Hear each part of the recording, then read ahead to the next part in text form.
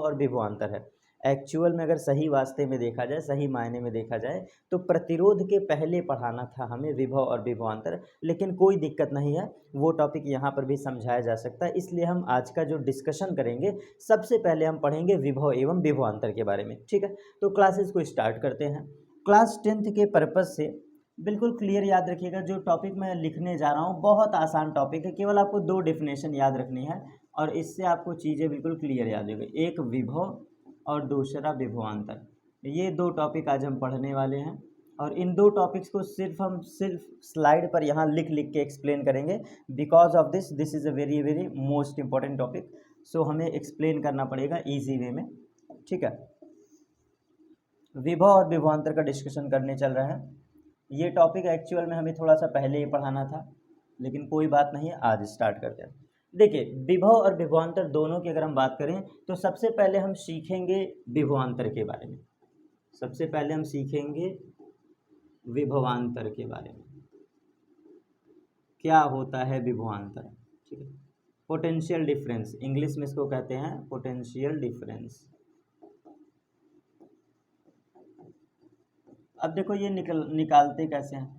सबसे पहली चीज़ समझ लेना, जब भी किसी डेफिनेशन को पढ़ते समय अंतर शब्द आए, विभवांतर, जैसे विभवांतर, ठीक है, तो जब भी किसी परिभाषा को पढ़ते समय अंतर शब्द आए तो यहाँ पर बात करता है 2 बिंदुओं के बीच। तो सबसे पहले हम क्या करेंगे, 2 पॉइंट ले लेंगे। एक पॉइंट हो गया ए और दूसरा पॉइंट हो गया बी, ठीक है। एक पॉइंट हमने ए लिया, एक पॉइंट हमने बी लिया। यहाँ पे हम करते क्या हैं, यहाँ पे हम करते क्या हैं, ए से बी मूव ऑन करेंगे, ए से बी, और या फिर हम मूव ऑन करेंगे बी टू ए, कुछ ऐसे। हम बी से ए कहाँ मूव ऑन करेंगे, बी टू ए। ये 2 काम हमें करना है। और क्यों करना है बहुत ध्यान समझिएगा, एक एक चीज़ एक्सप्लेन करूँगा, बस सुनते चलिए। विभवांतर में एक छोटा सा काम हमें करना रहता है, 2 बिंदुओं को लो और इन 2 बिंदुओं के बीच या तो ए से बी जाओ या तो बी से ए जाओ, ये 2 काम आपको करना है। और जब आप ए से बी जाते हो या बी से ए आते हो तो इस दौरान आपको कार्य करना पड़ेगा। भाई कैसे, जब तुम ए से बी पर जाओगे, एक बात बताना, जब तुम ए से बी पर जाओगे तो थकाई लगेगी कि नहीं? जब तुम ए रास्ते से बी रास्ते पे जाओगे तो थकाई लगेगी कि नहीं? जी सर, बिल्कुल थकाई लगेगी। या फिर तुम बी रास्ते से ए रास्ते पे आओगे तो भी तो तुमको थकाई लगेगी। ये बी रास्ते से ए रास्ते पर आओगे तो भी तो तुम्हें थकाई लगेगी। इसलिए हम यहाँ पर कृत कार्य लेते हैं। क्या लेते हैं? कृत कार्य। क्योंकि जब आप एक बिंदु से दूसरे बिंदु तक जाते हो तो आपको थकाई लगती है, सो हम यहाँ पे कृतकार्य लेंगे। और बाई फार्मूला अब आपको समझाता हूँ, विभवांतर की जो परिभाषा है वो बाई फार्मूला बनती है। क्या बनती है बाई फार्मूला? आइए ये भी देखते हैं।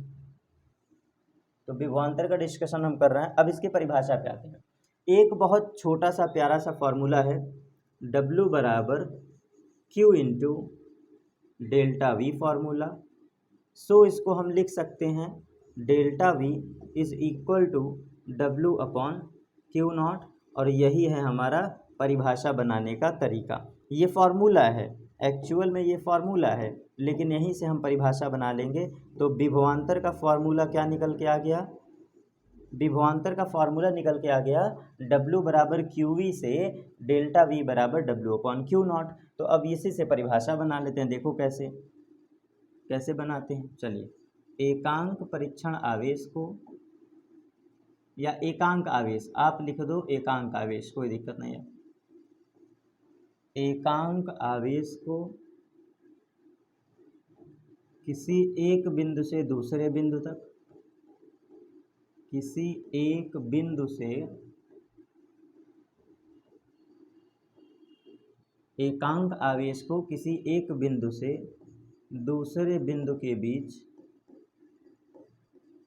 एक बिंदु से दूसरे बिंदु के बीच ले आने तथा ले जाने, ले आने तथा ले जाने में कृत कार्य कृत कार्य उन दोनों बिंदुओं के बीच का विभवांतर कहलाता है। उन दोनों बिंदुओं के बीच का विभवांतर कहलाता है।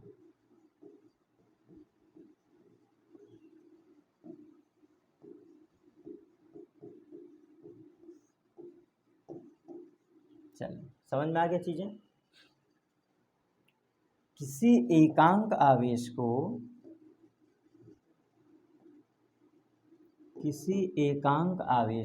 एकांक आवेश कैसे, ये देखो ये एकांक आवेश है। ये क्या है, क्योंकि मैंने सिखाया है फिजिक्स में नीचे जब कोई परिभाषा आती है तो उसको क्या पढ़ते हैं, एकांक पढ़ते हैं। तो एकांक आवेश हो गया। और ये W क्या हो गया, कृतकार्य। ये क्या हो गया, कृतकार्य। तो बस यहाँ से परिभाषा बन गई।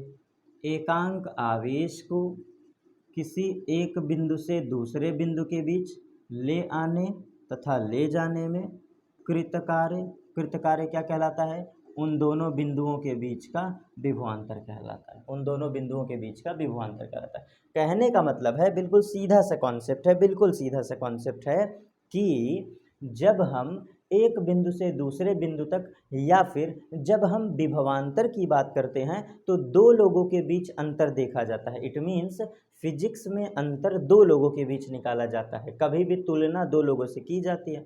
तो विभवांतर का मतलब अंतर, अंतर का मतलब दो बिंदु। तो अब दो बिंदु में क्या करेंगे, हम आएंगे और जाएंगे तो थकाई लगेगी ना, इसीलिए हम परिभाषा बना लिए। किससे परिभाषा बना ली, यहाँ से W बराबर QV फॉर्मूला, डेल्टा V बराबर W/Q0। और यहाँ से परिभाषा बन गया, एकांक आवेश को एक बिंदु से दूसरे बिंदु तक ले आने अथवा ले जाने में कृतकार्य ही हमारा क्या कहलाता है, उन दोनों के बिंदुओं के बीच का विभवांतर। अभी ये टॉपिक खत्म नहीं हुआ, अब इसमें और भी कुछ एक्सप्लेन करना है।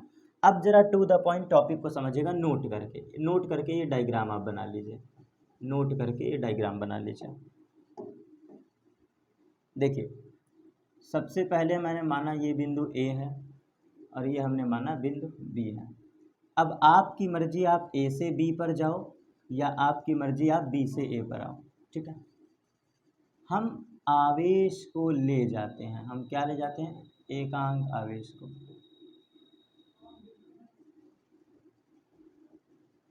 हम क्या करते हैं, एकांक आवेश को ले आते हैं अथवा ले जाते हैं। मतलब यहाँ पर या तो A से B आवेश को ले आना या फिर B to A आवेश को ले जाना। दोनों केस है, या तो ले आओगे या तो ले जाओगे। तो इस दौरान जब आप ले जाते हो तो बस कृत कार्य याद रखना, कृत कार्य, कृत कार्य। जो कार्य हम करेंगे, जो कार्य हम करेंगे, कृत कार्य जो हम करेंगे या जो हम करते हैं आवेश को ले आने में, जो हम करते हैं वही विभवांतर है, वही विभवांतर है। छोटा सा कॉन्सेप्ट है, आप A से B जाओ या B से A आओ वो फर्क नहीं पड़ता। A से B जाओ, B से A आओ, ये फर्क नहीं पड़ता। लेकिन जब एकांक आवेश को ले जाओगे तो आपको थकाई लगेगी, आपको वर्क करना पड़ेगा। और ये वर्क जब आप करेंगे तो वही कृत कार्य हमारा कहलाता है विभवांतर, उन दो बिंदुओं के बीच। और याद रखिएगा ये कृत कार्य हमेशा विद्युत क्षेत्र के विपरीत होता है। मतलब ये आपको वहाँ बताने की ज़रूरत नहीं, एग्जामिनर आपका समझ जाएगा। लेकिन आप जानते रहिए कि ये जो कृत कार्य आप लेते हैं, कृत कार्य, कृत कार्य सदैव विद्युत क्षेत्र के विपरीत होता है। लेकिन ये अभी आपके काम का नहीं है, याद कर सकते हो तो याद कर लो। कृत कार्य सदैव विद्युत क्षेत्र के विपरीत होता है, विपरीत।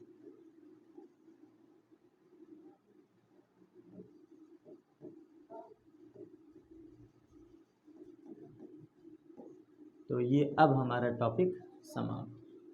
नोट करके ये पॉइंट लिख लीजिएगा। अगर आप हाई स्कूल के बच्चे हैं, याद कर सकते हैं तो ठीक है, नहीं कर पा रहे हैं तो कोई दिक्कत नहीं है, ठीक है, कोई दिक्कत नहीं है। सिर्फ आप परिभाषा भी लिख देंगे तो आपको नंबर सफिशिएंट मिल जाएगा। अब इसके फॉर्मूले पर बात कर लें, फॉर्मूले पर। तो we know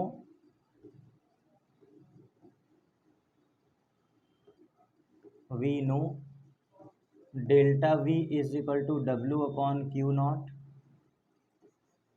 delta V from A to B, लिखने का तरीका सिखा दे रहा हूँ, ए से बी, क्योंकि दो बिंदु के बीच बात हो रही है। Work done from A to B, ये भी दो बिंदु के बीच बात हो रहा है, डिवाइड बाई क्यू नॉट। तो ये भी सही है, ये भी सही है। और अगेन इस टर्मिनोलॉजी को हम लिख सकते हैं V B minus V A, V B minus V A, that is equal to W of A to B and whole divide by Q naught. ये भी फार्मूला हम लिख सकते हैं। ये तीनों हमारा हो गया। एंड फाइनली यहाँ पे हमारे विभवांतर का टॉपिक समाप्त। यहाँ पर विभवांतर का टॉपिक हमारा समाप्त। सवाल लगाते समय याद रखिएगा, ऊपर आपको कार्य देगा, नीचे आपको आवेश देगा, दोनों को भाग दे देना, आंसर आ जाएगा। ऊपर हमेशा कार्य रखना, नीचे हमेशा आवेश रखना, आंसर आ जाएगा। इस डेल्टा वाले टर्म को हम क्लास 9th में पढ़ाते हैं, बाद वाला माइनस पहले वाला। डेल्टा वी का मतलब होता है चेंज, तो इसीलिए देखो V B minus V A, ये चेंज है, बाद वाला माइनस पहले वाला। तो ये विभवांतर का टॉपिक यहाँ पे समाप्त। और अब हम टॉपिक पे आगे मूव ऑन करते हैं। तो हमारा नेक्स्ट टॉपिक है विभव। अब हम बात करते हैं विभव पर। विभव पर तो विभव क्या होता है? पोटेंशियल। देखो विभव होता है, यहाँ पे फिक्स स्टेज है, बिल्कुल इसकी कहानी एकदम फिक्स है। पोटेंशियल की कहानी बिल्कुल क्लियर है।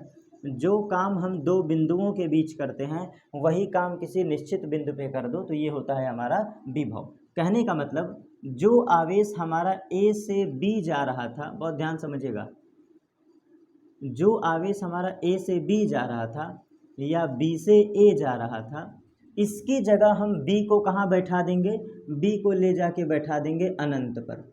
बी को ले जाके कहाँ बैठा देंगे? अनंत पर। तो अब क्या परिभाषा बन जाएगी? आइए देखिए।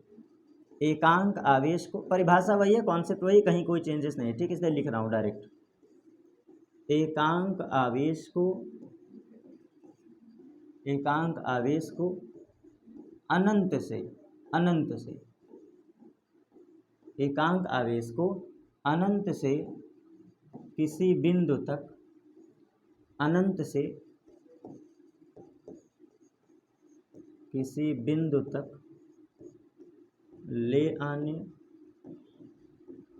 तथा ले जाने, तथा ले जाने में किया गया कार्य, ले आने तथा ले जाने में किया गया कार्य उस बिंदु का विभव कहलाता है, या उस बिंदु पर विभव कहलाता है।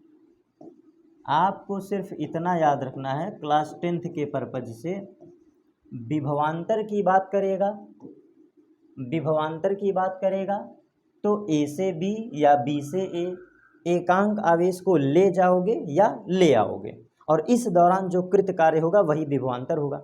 लेकिन अगर हम बात करें विभव की, अगर हम बात करें विभव की, तो विभव में कॉन्सेप्ट क्लियर है, अनंत से निश्चित बिंदु तक, बिल्कुल क्लियर है। विभव के शर्त में, विभव के शर्त में बिल्कुल क्लियर कॉन्सेप्ट है। आपको कहाँ से कहाँ ले जाना है? अनंत से निश्चित बिंदु तक ले जाना है, अनंत से निश्चित बिंदु, बस यही तो इसकी परिभाषा है। अनंत से निश्चित बिंदु तक हमें क्या करना है? ले जाना है, अनंत से निश्चित बिंदु तक। तो वही हमने लिखा है, एकांक आवेश को अनंत से किसी बिंदु तक, अनंत से किसी बिंदु तक ले आने अथवा ले जाने में कृत कार्य ही क्या कहलाता है? उस बिंदु पर विभव कहलाता है। और ये भी हमारा अगर पॉइंट क्लियर हो गया, तो आइए इनको भी हम थोड़ा सा समराइज वे में क्या करते हैं, फॉर्मूला एक लिख देते हैं।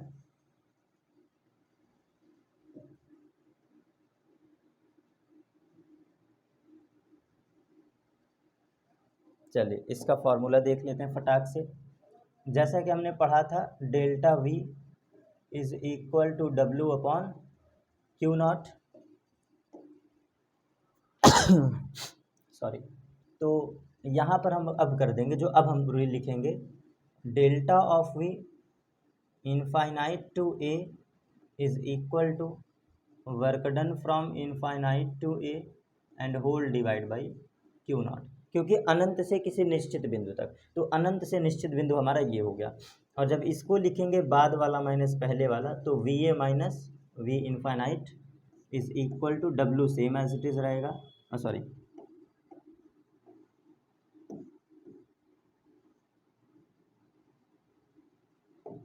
Work done from infinite to A, ये ऐसे ही रहेगा, whole divide by Q nought. और वी ऑफ इनफाइनाइट ज़ीरो होता है, तो हमें फाइनली मिल जाएगा V A minus zero is equal to W from infinite to A and whole divide by Q nought. So finally we will get the answer V of A is equal to work done from infinite to A and divide by Q naught. ये हमारा final relation है। ठीक, तो बहुत ध्यान से समझिए, एक बार आप ध्यान से थोड़ा सा समझिए चीज़ों को। सबसे पहले हमने ये फार्मूला लिखा। प्रीवियस केस में अगर हम जाएं, अगर हम प्रीवियस केस में जाएं तो ये देखिए, प्रीवियस केस में ए से बी हम लिख रहे हैं, ए टू बी, फिर बाद वाला माइनस पहले वाला। वही चीज़ जरा इस स्लाइड में देखिए, इस स्लाइड में इनफाइनाइट टू ए, क्योंकि अनंत से निश्चित बिंदु है, तो जब विभवांतर है अनंत से ए तो वर्क डन भी होगा अनंत से ए। और फिर हम लिखेंगे बाद वाला माइनस पहले वाला, तो देखो V A minus V infinite, यही तो लिखोगे ना, बाद वाला माइनस पहले वाला। बाद में कौन आया है? ए आया है, पहले कौन आया? इनफाइनाइट। तो फाइनली अगर मैं एक बार और आपको समझा दूं, क्योंकि आपके लिए मैं एक बार और लिख देता हूं भाई, आपके लिए मैं एक बार और लिख देता हूं सेम चीज़ें, ये सेम सारी चीज़ें एक बार और आप देख लीजिए। हम सबसे पहले लिखेंगे delta V from infinite to A is equal to work done from infinite to A and divide by Q naught, यही तो लिखोगे ना, क्योंकि विभवांतर क्या है? अनंत से उस बिंदु तक, अनंत से उस बिंदु तक,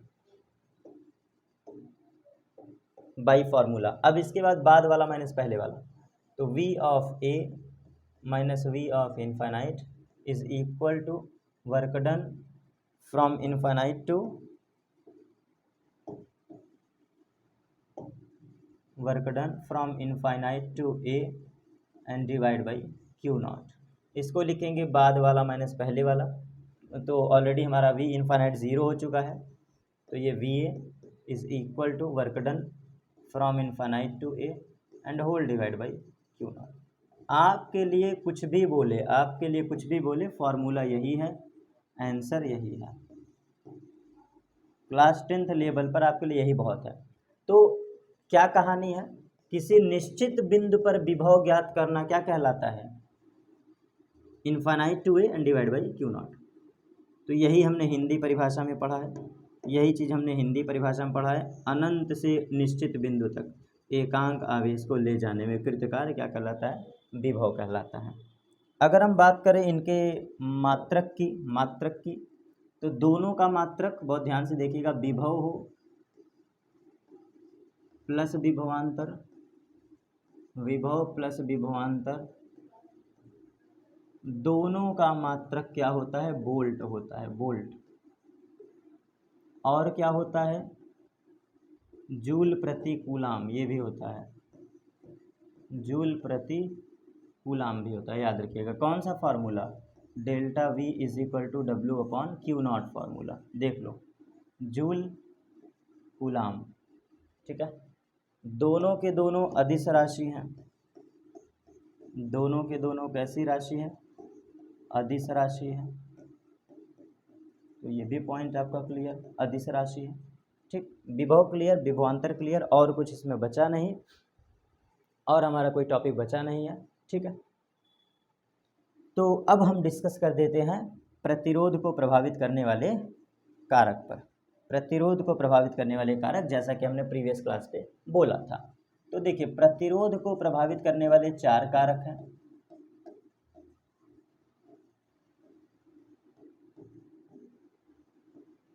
प्रतिरोध को प्रभावित करने वाले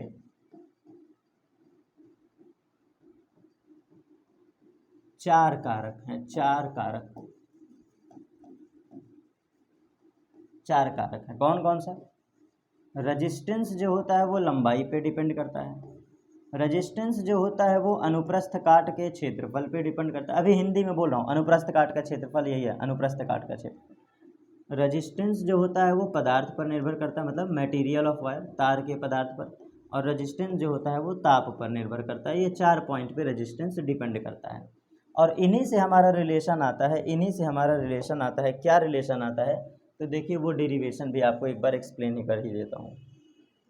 इन 4 कारकों पे जब प्रतिरोध प्रभावित होता है तो हम जो लेकर के चलते हैं, देखिए सल्यूशन जो हमें लेके चलना है वो सल्यूशन आप गौर करिएगा थोड़ा सा, जिस पर मैं मेन डिस्कशन करने वाला हूँ। वैसे तो ये 4 फैक्टर पे डिपेंड करता है, लेकिन हमें मतलब रखना है प्रतिरोध लंबाई पर निर्भर करता है सीधा सीधा। प्रतिरोध लंबाई पर सीधा सीधा निर्भर करता है, जितना लंबाई बढ़ाओगे प्रतिरोध बढ़ता जाएगा। और प्रतिरोध अनुप्रस्थ काट के क्षेत्रफल के व्युत्क्रमानुपाती होता है, मतलब एरिया के साथ इसका उल्टा संबंध होता है। तो यहाँ पे लिख लीजिए अनुप्रस्थ काट का क्षेत्रफल, या इसी को कहते हैं अनुप्रस्थ परिच्छेद का क्षेत्रफल, परिच्छेद भी इसको कहते हैं, तो कोई दिक्कत नहीं है। अनुप्रस्थ परिच्छेद का क्षेत्रफल। अब ये अनुप्रस्थ काट का क्षेत्रफल क्या होता है, जैसे समझना, आप एक वायर लिए, ये है वायर, और जब इस वायर को बीच से काट दोगे, बहुत ध्यान से देखिएगा, आपने एक कोई भी चालक तार लिया, कोई सा भी तार ले लो चाहे जैसा, बीच से इसको काट दो। जब इसको बीच से काटते हो तो आपको ये वाला व्यू दिखाई देता है कि नहीं, तार का ये वाला व्यू, बहुत ध्यान से देखिएगा। आप जब तार को काटोगे तो सामने वाला जो व्यू दिखाई देता है, इसी को कहते हैं अनुप्रस्थ काट का क्षेत्रफल, इसी को कहते हैं अनुप्रस्थ काट का क्षेत्रफल। यही तुम्हारा ए है, अनुप्रस्थ काट का क्षेत्रफल। तार को जब ऐसे काटोगे तो सामने से जो दिखाई देता है, और ये है तुम्हारा समीकरण नंबर 2। क्या परिभाषा बनेगी? प्रतिरोध चालक तार की लंबाई के अनुक्रमानुपाती होता है, प्रतिरोध अनुप्रस्थ काट के क्षेत्रफल के व्युत्क्रमानुपाती होता है, क्योंकि देखो उल्टा रिलेशन है, व्युत्क्रम, ये देखो व्युत्क्रम संबंध, दोनों को मिला दोगे तो आर इस दोनों को मिलाओगे तो प्रोपोर्शनल अभी लगा है, एल बाई ए हो जाएगा, R directly proportional to L by A. और फिर जब इसको हटाओगे तो हटने पर एक नियतांक आता है, that is rho L by A. यही रो तुम्हारा क्या है, नियतांक है। बहुत ध्यान से देखिएगा, बहुत ध्यान से देखिएगा। ये जो अनुक्रमानुपाती सिंबल हटा है तो हटने पे ये देखो नियतांक आया है, इसको रो पढ़ते हैं, इसको क्या पढ़ते हैं, रो। और ये तुम्हारा नियतांक है, और इसी को हम कहते हैं विशिष्ट प्रतिरोध, इसी को कहते हैं अनुक्रमानुपाती नियतांक। अब चलिए अपने स्लाइड पर चलते हैं, क्योंकि विदाउट स्लाइड चीज़ें मज़ा नहीं आएंगी, इसलिए हम सीधा चलते हैं अपने पीपीटी पर, और वहाँ से फिर आपको चीज़ें समझाता हूँ।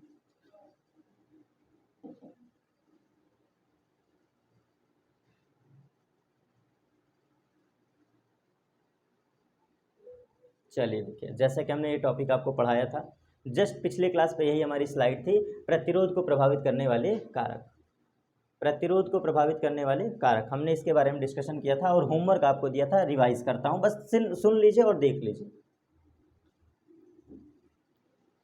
तो प्रतिरोध का मात्रक होता है वोल्ट पर एम्पियर, एक बार दिखा दे रहे हैं आपको प्रीवियस क्लास का स्लाइड, ये सारी चीज़ें लिखवाए थे आपको, ठीक। R is equal to V by I, विभवांतर का मात्रक वोल्ट, धारा का मात्रक एम्पियर, तो वोल्ट पर एम्पियर हो गया, ये देखिए मात्रक लिखा है। प्रतिरोध की उत्पत्ति का कारण क्या है, टकराता है, जिसकी वजह से प्रतिरोध पैदा होता है, रगड़ पैदा होता है, ठीक। तो ये सब हमने बताया था। आज की क्लास हमारी मेनली यही थी। तो प्रतिरोध का मात्रक होता है वोल्ट पर एम्पियर, हाँ सर, यहाँ तक एकदम ज़बरदस्त है। अब प्रतिरोध को प्रभावित करने वाले कारक की हमें पढ़ाई पढ़ना है, प्रतिरोध को प्रभावित करने वाले कारकों की पढ़ाई पढ़ना है। तो जैसा कि हम जानते हैं, चालक तार की लंबाई पर निर्भर करता है, ये देखो चालक तार की लंबाई पर, अनुप्रस्थ परिच्छेद के क्षेत्रफल पर, अभी थोड़ी देर पहले लिखे थे, आपको दिखाए थे एरिया पर, पदार्थ की प्रकृति पर, पदार्थ की प्रकृति मतलब मटेरियल ऑफ वायर, ये देखो मटेरियल ऑफ वायर, और चौथा है टेम्परेचर, ताप पर। अब इनका रिलेशन क्या है, इनका रिलेशन क्या है, आइए देखते हैं। ये रहा हमारा मेन स्लाइड, यही तो हमें बताना था। तो पढ़ते हैं, प्रतिरोध का पहला फैक्टर कहता है जो कि लंबाई पर निर्भर करता है। कैसे करता है देखिए, लंबे तार का प्रतिरोध अधिक तथा छोटे तार का प्रतिरोध कम होता है। ये पहले ही नोट तुमको मिल गया, ये नोट करके लिख लो, नोट करके, क्योंकि पीपीटी का नोट्स हमारा इतना ज़बरदस्त है, तुम लाइफ टाइम कभी भी पढ़ोगे। अब इसमें चेंज करने की आवश्यकता नहीं है। ये वो कंटेंट है कि एक बार छप गया तो फिर ये लंबे समय तक चलेगा। नोट करके देखो कितना खूबसूरत वे में मैंने प्रस्तुत किया है। लंबाई पर कैसे निर्भर करता है प्रतिरोध, हमारा लंबाई पर कैसे निर्भर करता है, तो बोल रहा है लंबे तार का प्रतिरोध अधिक होता है और छोटे तार का प्रतिरोध कम होता है। तो ये रिलेशन है किसी चालक का प्रतिरोध उसकी लंबाई के अनुक्रमानुपाती होता है। दिस इज द रिलेशन, ये रिलेशन है, किसी चालक का प्रतिरोध उसकी लंबाई के अनुक्रमानुपाती होता है। And R is directly proportional to the length of wire, equation number 1। अब दूसरा पढ़ते हैं, क्षेत्रफल पर ये कैसे निर्भर करता है, जिसको हम अनुप्रस्थ परिच्छेद का क्षेत्रफल कह रहे थे, जिसको हम लोग अनुप्रस्थ परिच्छेद का क्षेत्रफल कह रहे थे। ये देखो अनुप्रस्थ परिच्छेद का क्षेत्रफल पे कैसे निर्भर करता है, तो आइए देखिए, ये अनुप्रस्थ परिच्छेद के क्षेत्रफल पे कैसे निर्भर करता है। तो पतले तार का प्रतिरोध अधिक, पतले तार का, तार जितना पतला होगा उसका प्रतिरोध अधिक होगा और मोटे तार का प्रतिरोध कम होता है, क्योंकि उल्टा संबंध है। क्षेत्रफल का कैसा संबंध है, उल्टा। ये देखो हमने पढ़ा है रेजिस्टेंस का एरिया से उल्टा संबंध, रेजिस्टेंस का एरिया से उल्टा संबंध। तो मुझे बताओ जब क्षेत्रफल से उल्टा संबंध है तो पतले तार का प्रतिरोध ज़्यादा और मोटे तार का प्रतिरोध कम। तो वही चीज़ हमने लिखा है। क्षेत्रफल पर ये कैसे निर्भर करता है, जितना पतला तार होगा प्रतिरोध अधिक होगा, जितना मोटा तार होगा प्रतिरोध कम होगा, गिर जाएगा, क्योंकि उल्टा संबंध है। और दोनों को मिला दो, जब आप इन दोनों को मिला दोगे तो R equal to rho L by आएगा। मैंने पहले बताया था R equal to rho L by A. अब देखिए यहाँ पे मैंने क्या लिख दिया है, R प्रतिरोध है, L चालक तार की लंबाई है, A क्या है, अनुप्रस्थ परिच्छेद का क्षेत्रफल है। बस और क्या जानना है इसमें, ठीक है। तो फाइनली ये भी टॉपिक हमारा एकदम बेहतरीन तरीके से समाप्त, ये भी टॉपिक हमारा बेहतरीन तरीके से समाप्त। आज के क्लास में हमने क्या सीखा, आज के क्लास में हमने सीखा विभव विभवांतर किसे कहते हैं, एज वेल एज प्रतिरोध को प्रभावित करने वाले कारक, प्रतिरोध को प्रभावित करने वाले कारक।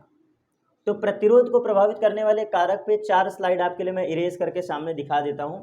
ये चारों स्लाइड आप एकदम अच्छे से फोटो अगर लेना चाहें तो ले लीजिए, ठीक है। ये पहली स्लाइड है, प्रतिरोध क्या होता है, तो चालक का गुणधर्म है, साफो साफ दिख रहा है चालक का गुणधर्म, ठीक, इसका फोटो ले सकते हैं। इसके बाद अगर इस स्लाइड पे हम बात करें तो ये भी आपके लिए बिल्कुल ज़बरदस्त है, इसका भी आप फोटो ले सकते हैं।